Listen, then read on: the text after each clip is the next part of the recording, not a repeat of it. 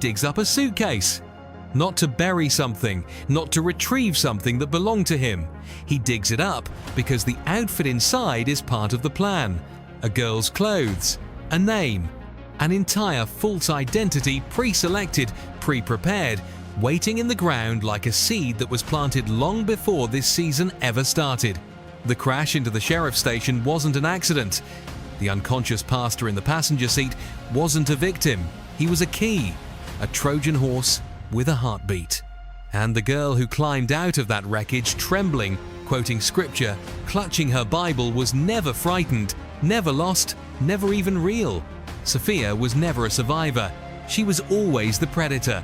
Today, we're breaking down exactly how deep this deception goes and what it means for everyone still trapped in that town.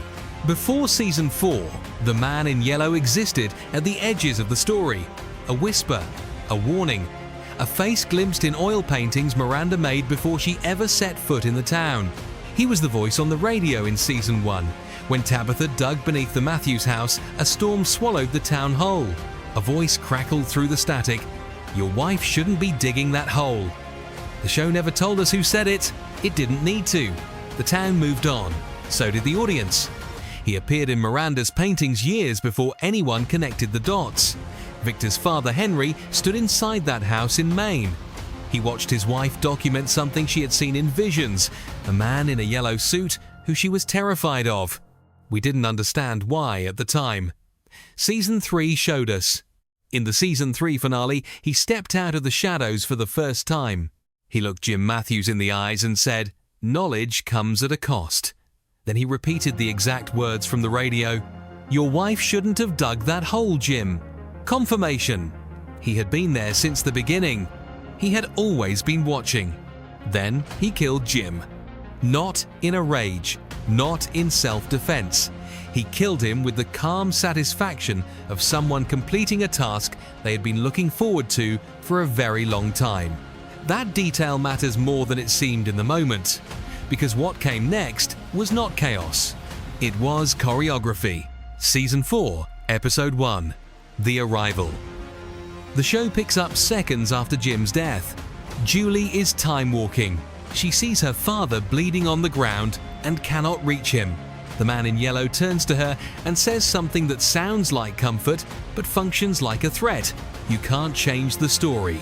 Then he's gone. The next time we see him, he's alone in the dark. He digs up a suitcase, he opens it. Inside is a young girl's outfit. He changes. The transformation is not explained. It doesn't need to be. When the car crashes into the sheriff's station moments later, a trembling teenage girl named Sophia stumbles out. Her father is unconscious in the passenger seat. The residents treat her exactly the way he planned. They see a scared kid. They see someone who needs protecting. The pastor's seizure is noted by Marielle as unusual, not quite medical. Boyd connects it immediately to Ethan's seizure in Season 1, to Sarah's at the diner, to Elgin's. Seizures in this town are not random, they are contact points. Moments where the town's power moves through a person's body to serve a purpose. The pastor was used. He was a living key. At the end of Episode 1, Sophia revives the unconscious pastor using abilities no human possesses. She thanks him for his role. Then she smothers him. Before he loses consciousness for the last time, she leans close and says, "This is my favorite part. Want to know why? This is when they tear themselves apart." The same words. His words. Spoken now through a new face wearing someone else's skin. Here is what none of the residents have asked yet, and what this video is really about. If the man in yellow planned this infiltration in advance, if the outfit was already buried, the identity already chosen, the pastor already manipulated, then how long ago did this plan begin? And more unsettling, is Sophia the first time he has done this? Because the evidence suggests she isn't. The recurring infiltrator, he has worn other faces before. The show confirmed through Victor's drawings in Season 4, Episode 4, that the man in yellow arrived in town once before in a car, just like any other resident. Not as a monster, not as a force of nature, as a person. Victor buried those drawings. He had convinced himself over the years that what he saw wasn't real, but Julie's story walking in episode 4 confirms it. She watches him in Victor's childhood memory feeding near the bottle tree. He has done this before. This theory holds that Sophia is not his first disguise. It is simply the most sophisticated iteration of a pattern. Every time the reincarnation cycle resets, every time a new group of survivors arrives and starts getting close to the truth, he introduces a false identity to redirect them. He gets inside. He watches. He engineers the moment when they turn on each other. Actor Julia Doyle confirmed in a pre-season interview with Screen Rant that the entity she portrays adapts its behavior to each individual character it encounters.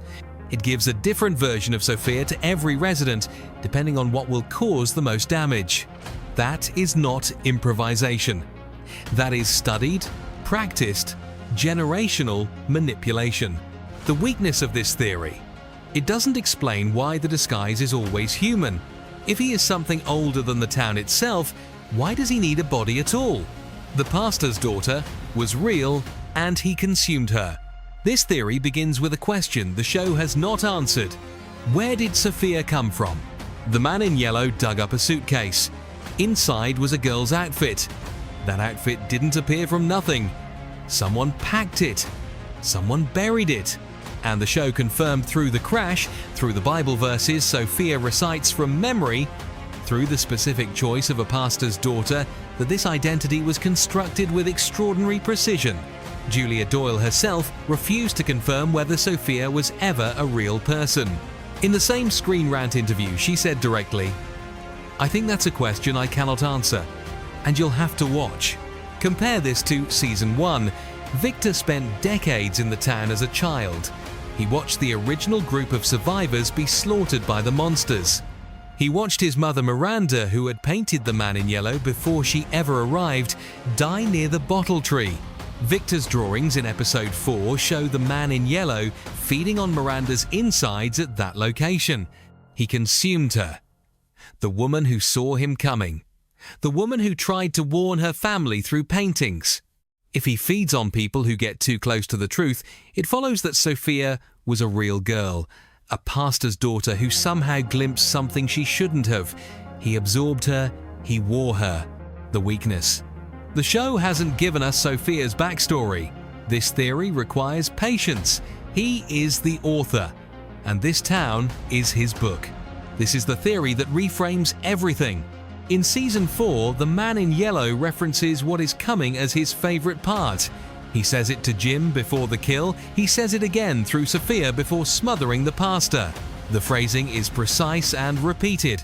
It sounds like anticipation, but it also sounds like someone who has read the ending already. One analysis of the Season 4 premiere noted that the man in yellow appears to view the residents not as people but as characters in a scripted nightmare, specifically referencing something called Book 74. 74, not a random number, a count. This cycle has run at least 73 times before, and he has watched everyone. In Season 3, Jade and Tabitha piece together that they are reincarnated versions of Christopher and Miranda souls returning across multiple lifetimes in failed attempts to free the sacrificed children. The show confirmed their souls have been cycling through this town repeatedly. The man in yellow has watched every cycle. He has seen every escape attempt. He knows exactly where each version of these people breaks down. Sophia isn't just an infiltration strategy. She is a narrative device. He is playing the role of author, inserting a character into the story to accelerate its collapse toward the ending he has already read. The boy in white helps people survive. The man in yellow edits the story so they cannot. These are not opposing forces. They may be two sides of a contract. These three theories don't cancel each other out. They stack. He has done this before, that's theory 1. He may have consumed a real girl to do it, that's theory 2. And he is doing it in service of a story he has already witnessed end dozens of times in exactly the same way, that's theory 3. The recurring infiltrator explains the method.